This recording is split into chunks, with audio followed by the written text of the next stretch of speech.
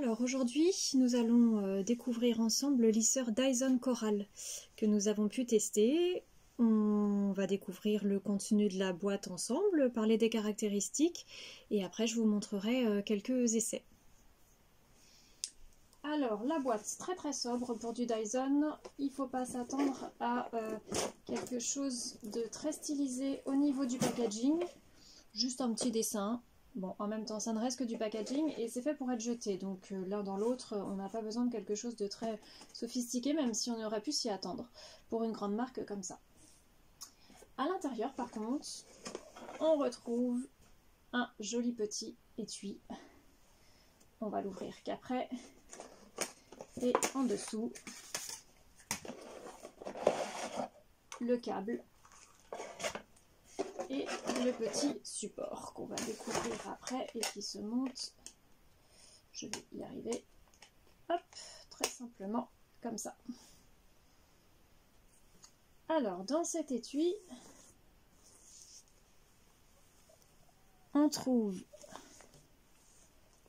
le lisseur que voici. Donc, il faut noter quand même, on va le dire tout de suite, que l'étui est thermorésistant, c'est-à-dire que vous allez pouvoir ranger le lisseur dedans, même s'il est encore un petit peu chaud. Si vous devez vite tout ranger pour partir, notamment si vous êtes en déplacement, ce ne sera pas un problème. Vous pouvez glisser dedans sans que ça prenne feu ou que ça n'abîme la pochette. Voilà, donc ensuite, on découvre le lisseur. Très joli, c'est un coloris cuivré. Alors le dessus est en céramique, ce qui est censé pouvoir éviter l'électricité statique. On verra ça ensuite. Et on peut noter la courbure très prononcée du lisseur qui va normalement pouvoir nous permettre de faire des boucles aussi et non pas seulement lisser. Alors, ensuite, ici, on a un petit loquet qui nous permet d'ouvrir ou de maintenir fermé pour le rangement. Et quand on ouvre, on a accès aux 3 boutons. C'est très simple. Alors, avant de l'allumer, pour découvrir ça plus en détail, on va parler aussi du support et du branchement. C'est un lisseur sans fil, caractéristique très intéressante pour l'utilisation, parce qu'avoir le fil toujours dans les pattes, c'est pas très pratique, surtout quand on doit lever les bras pour se lisser une longue chevelure. Et ce qui explique aussi, là bien sûr, vous pouvez pas percevoir en vidéo, mais quand j'ai soupesé le lisseur, je me suis dit, oulala, mais qu'est-ce qu'il est lourd. Évidemment, il faut qu'il contienne une batterie, qui est une batterie Li-ion, qui va lui permettre d'être aussi puissant qu'un lisseur filaire, et c'est le cas. Mais cette batterie, il faut bien qu'elle soit logée à l'intérieur et ça ajoute du poids. On est environ à 560 grammes ici, là où d'autres lisseurs se tournent plus aux alentours des 400.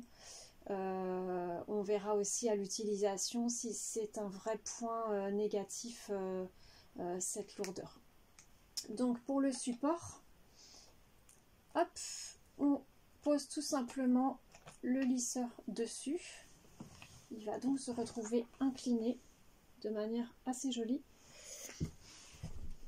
Voilà, donc je branche simplement mon fil par magnétisme au niveau du support. Vous voyez, il se clipse tout seul. Et s'il y a une trop grande tension, du coup, bon, ce qui peut rarement arriver avec le support, mais il va aussi s'enlever tout seul, ce qui va éviter tout dommage au fil. Et il peut être tourné absolument dans tous les sens. C'est-à-dire que, en fonction de la configuration de votre salle de bain, si vous avez une étagère à droite, à gauche, par rapport à votre prise murale, et ben ça ne gênera pas, vous pourrez le mettre exactement comme vous voulez. Au moment où on branche, je ne sais pas si vous avez entendu, là vous voyez, ben justement il s'est défait, je l'ai tourné un peu trop brusquement, il s'est défait tout seul. Au moment où on branche, un petit bip et le témoin lumineux qui permet de montrer qu'il est branché. Alors, comme moi j'ai chargé complètement le lisseur, il n'y a pas d'autre indication. Sinon, il y a la barre de batterie qui s'allume pour vous signifier qu'il est bien en train de charger. Autre point intéressant, vous pouvez enlever ça du support, récupérer votre lisseur et le brancher directement. C'est-à-dire que vous n'êtes pas obligé d'attendre que votre lisseur soit complètement chargé. pour vous lisser les cheveux si vous avez oublié de le charger et que vous devez vous faire une petite retouche. Vous allez pouvoir directement brancher le fil sur le lisseur et lisser, c'est-à-dire que là, vous voyez, je peux l'allumer. Il m'indique bien que la batterie est pleine, mais je vais pouvoir commencer mon lissage et lisser directement en mode filaire. Alors, dernier petit point concernant la batterie, il faut savoir qu'elle se charge totalement en 70 minutes, ce qui n'est pas énorme. Et encore une fois, si vous avez besoin de l'utiliser rapidement, vous pouvez directement l'utiliser avec le fil ou l'utiliser à mi-charge sans problème. Après, vous aurez à charge complète à peu près une demi-heure d'autonomie, ce qui est suffisant sans être énorme. Voilà ce qu'on peut en dire. Sinon, par rapport à la prise en main de l'appareil, il tient très facilement dans les mains, ça ne glisse pas du tout, donc ça c'est un bon point. Après, quand on l'ouvre, alors l'ouverture n'est pas si grande, on aurait pu s'attendre à un petit peu plus. C'est pas forcément super pratique à l'usage pour passer les mèches dedans. Maintenant on s'y fait, de toute façon on n'est pas censé utiliser une grande quantité de cheveux à la fois, on fait mèche par mèche quand on lisse, mais c'est vrai qu'on aura apprécié une ouverture un tout petit peu plus grande et même peut-être un passage, c'est pareil, un peu plus approfondi ici, mais ça se fait très bien. Je voulais vous montrer autre chose par rapport à la batterie. Si vous prenez souvent l'avion, vous savez que les appareils à batterie peuvent poser problème et pour certains vous n'aurez pas le droit du tout d'embarquer avec. Et bien Dyson a trouvé la parade avec ce petit clip qui est un capteur. Alors je ne sais pas si vous allez bien le voir au niveau de la vidéo. Ici j'ai un petit logo d'avion et ici un petit logo de maison. En fait ce petit capteur il va venir, alors j'allais dire très facilement, non en fait il est un petit peu dur à déclipser. Mais voilà, il va venir se déclipser et vous allez du coup pouvoir le positionner soit face au petit logo avion. Je n'arrive même pas à le remettre, vous allez voir. Hop.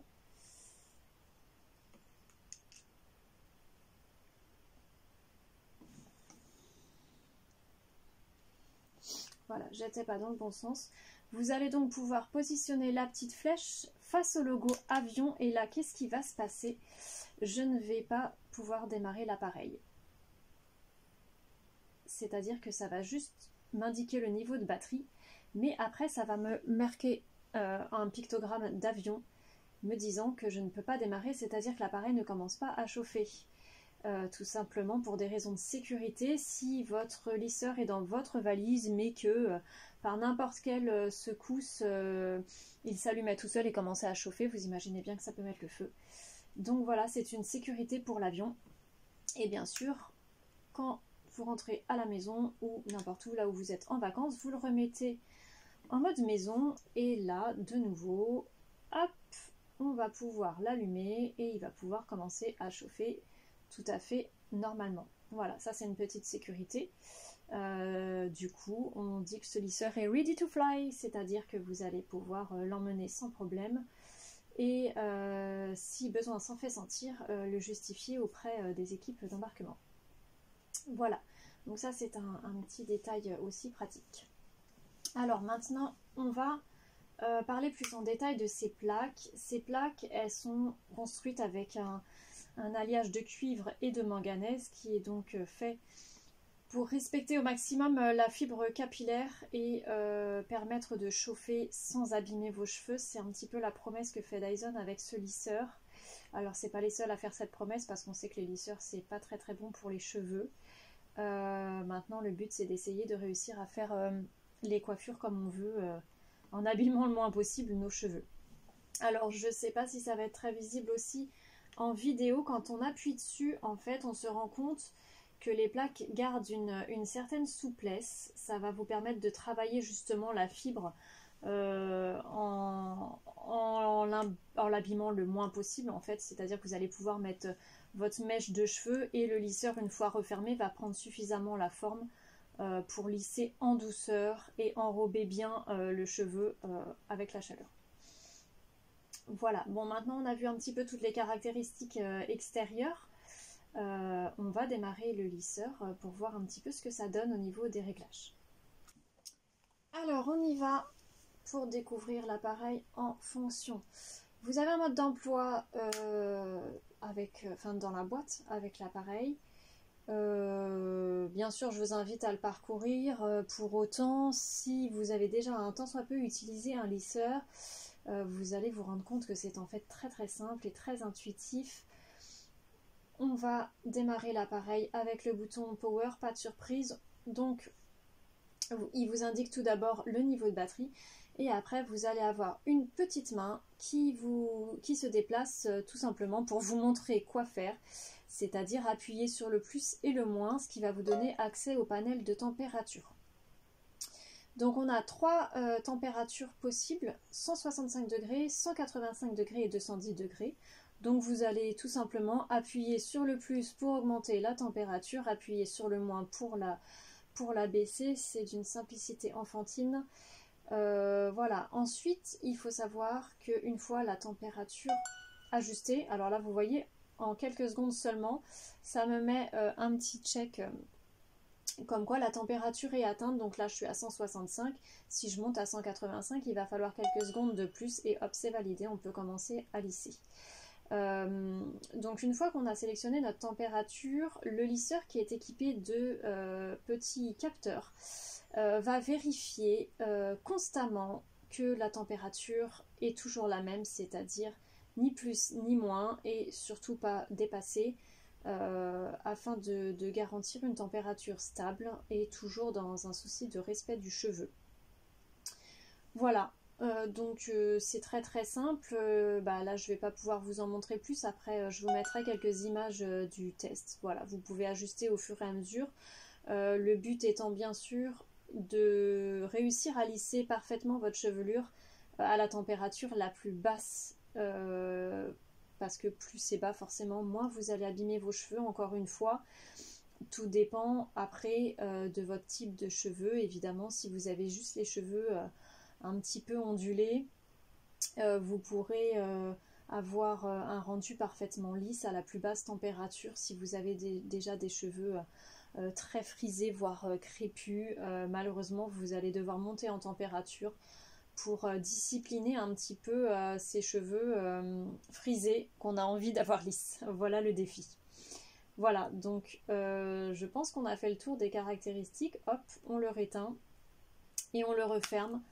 Et je vous invite à poursuivre la vidéo avec nos tests de lissage.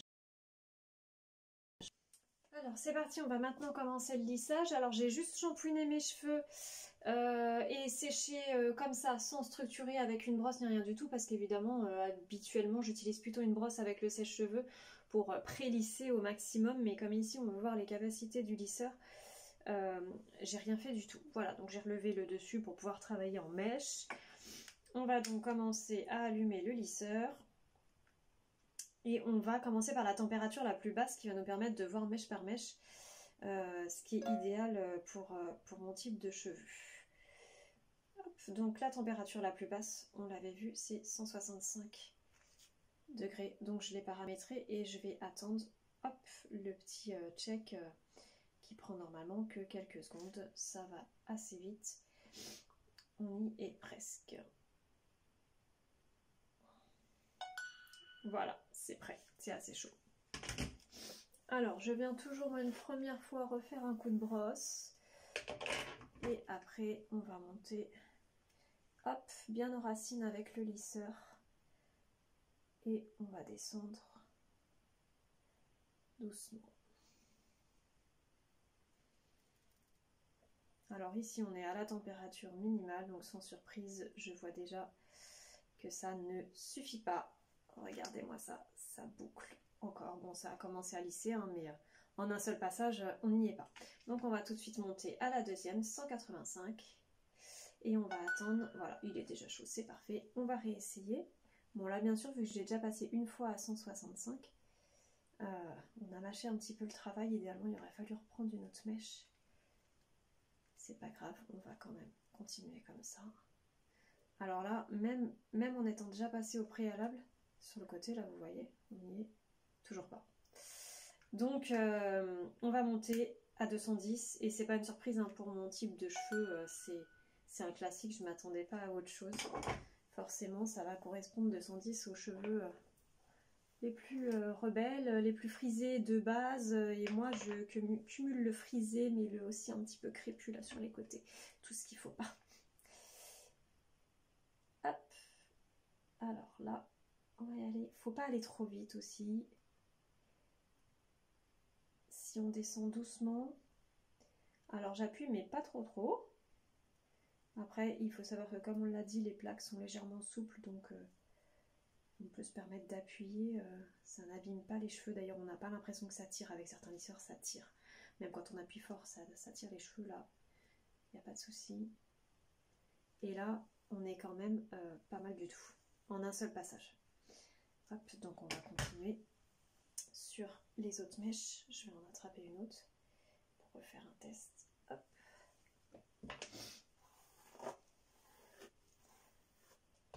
Et on y va.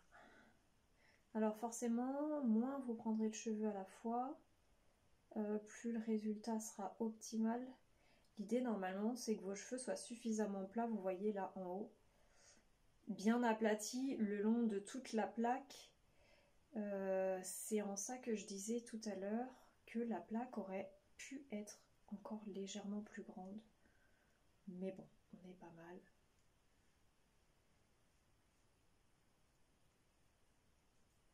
Voilà. Et là, vous voyez, en un seul passage, on est très bien. On est très bien. On va faire encore une. Après, je continuerai tout le lissage pour que vous ayez un aperçu fini, sans peut-être en mettre en accéléré, parce que sinon, même si ça va vite, hein, là, vous voyez, ça fait quelques minutes à peine qu'on a commencé, et j'ai déjà toute la partie basse qui va être faite. Donc clairement, et pourtant il a un petit peu de longueur, donc clairement passer des heures dans la salle de bain à se lisser les cheveux, comme moi-même je le faisais il y a encore pas si longtemps. D'ailleurs j'ai arrêté de me lisser les cheveux à cause de ça, parce que j'y perdais trop de temps. Franchement là on est quand même sur du très bien. Donc je vais continuer tout le reste de la chevelure. Et après on testera autre chose qui est la formation de boucles. Du moins d'ondulation, parce que je pense pas qu'on puisse vraiment parler de boucles. Donc pour le coup, c'est pas notre but ici, mais pour certains, ou juste pour structurer la coiffure, ça peut être intéressant.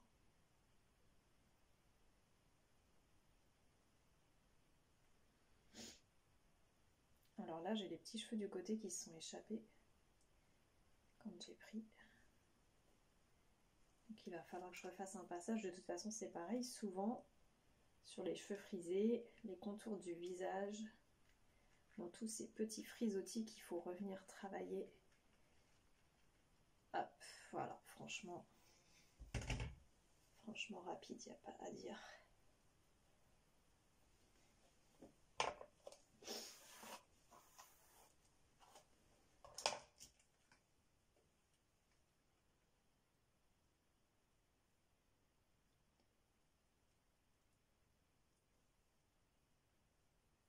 Alors je tends toujours la mèche aussi là devant pour permettre que les cheveux restent bien tendus, parce que sinon ils pourraient finalement frisoter sous les plaques de fer. Hop, bah là on est très bien aussi en un seul passage.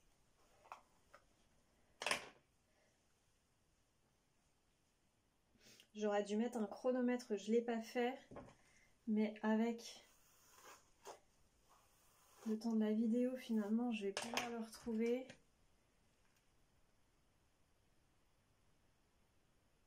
Ah, je pense que on est très bien.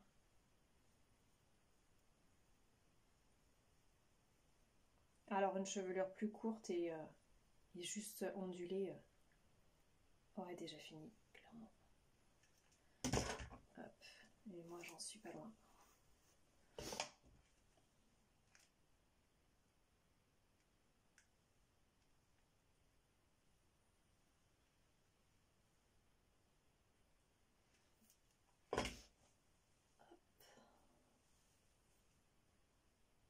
Et alors dans la manipulation, le poids, franchement, oui c'est vrai qu'il est lourd quand on le prend en main, mais franchement ça va. On va tellement vite à lisser en fait que c'est pas du tout un problème. Et pourtant, je suis plutôt un petit peu... enfin, dis-moi, je suis pas des gros biscottos, disons. Hein. Et franchement, ça va. Comme c'est rapide, là je peine pas du tout. Et j'ai quasiment fini déjà de me lisser les cheveux. Hop, voilà, la dernière mèche, sauf erreur de ma part, je vois pas bien derrière, mais ça doit être ça.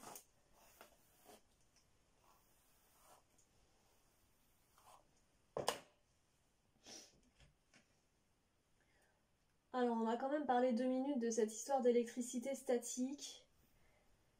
C'est le problème de tous les lisseurs et du lissage en général et du brushing et de voilà, dès l'instant qu'on met de la chaleur, du vent, du tout ce qu'on veut, il y a de l'électricité statique dans les cheveux et clairement là je vois qu'il y en a toujours. Hein.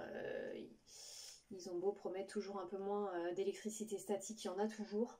Pour autant ça retombe très vite. En fait quand on se lisse les cheveux, il y a toujours un effet volume juste après et finalement les cheveux sont parfaitement lissés que après ou quelques heures après. Moi j'ai même tendance à les attacher avec une pince un petit peu juste après le lissage, justement pour faire retomber un peu tout ça et le volume électricité statique. Voilà, donc là on est pas mal.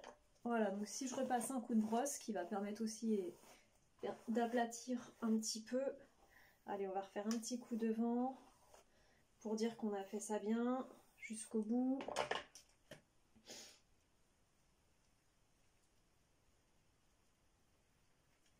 Voilà. Donc là, franchement, je vous dis, j'ai pas mis le chrono en marche, mais on est quand même parfaitement lisse. Maintenant, ce qu'on va faire, c'est qu'on va utiliser justement la courbure du lisseur. Alors moi, j'ai les pointes un petit peu abîmées. Merci les vacances, le soleil, tout ce qu'on veut. Et des passages au coiffeur pas assez fréquents, ça c'est sûr. Et là, vous voyez, je vais venir faire tourner doucement. Et au lieu de tirer forcément en lissant, je vais légèrement ouvrir et descendre comme ça. Et là, ça va me permettre de faire cette jolie courbure dans le bas. Ce qui fait que si je travaille ça partout, mes pointes fourchues, qui sont du coup pas super jolies dans le bas, et ben elles vont se trouver dans un mouvement complètement gommé. Et évidemment, c'est quand même bien plus joli. Alors après, il y en a qui préféreront être complètement lisses quand on a des pointes parfaites, une coupe dans le bas parfait. Bah oui, évidemment que ça marche. Mais là, franchement, ça donne quand même un petit mouvement naturel. Vous avez les cheveux à la fois lisses et avec un petit mouvement naturel. Alors on peut tenter parce qu'il faut le bon coup de main. Pour les ondulations, il va falloir faire pareil, mais de tout en haut. Alors là, c'est un peu plus complexe. Il faut un peu plus le coup de main. Je l'ai essayé 1 ou 2 fois. C'était pas super. Ouais, là, vous voyez, je l'ai pas. Il faut vraiment réussir à choper le coup pour faire une ondulation plus loin en fait. Bon, là on l'a un petit peu, on a, vous voyez, le petit mouvement qui est induit. Après, est-ce que c'est moi qui suis pas bien douée? Fort possible.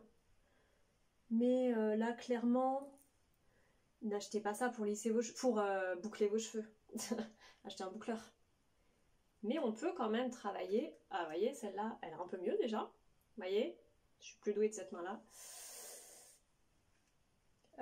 On peut aussi, avec un petit peu d'entraînement, réussir à maîtriser, et bon, de ce côté-là, j'y arrive pas, il n'y a rien à faire, à faire des ondulations par-ci par-là qui quand même donnent une super coiffure. Voilà pour mon avis, je pense avoir tout dit. Donc moi j'étais à 210 par rapport à ma texture de cheveux. Ça dépendra vraiment de votre nature de cheveux, mais sinon on est quand même sur du très positif avec ce lisseur Dyson. Alors certes, le prix est conséquent, mais le gain de temps et les super coiffures que vous allez pouvoir garder sur plusieurs jours, hein, ça dépend de vos shampoings, franchement, ça vaut quand même le coup. Si vous avez une bonne promo, je vous conseille.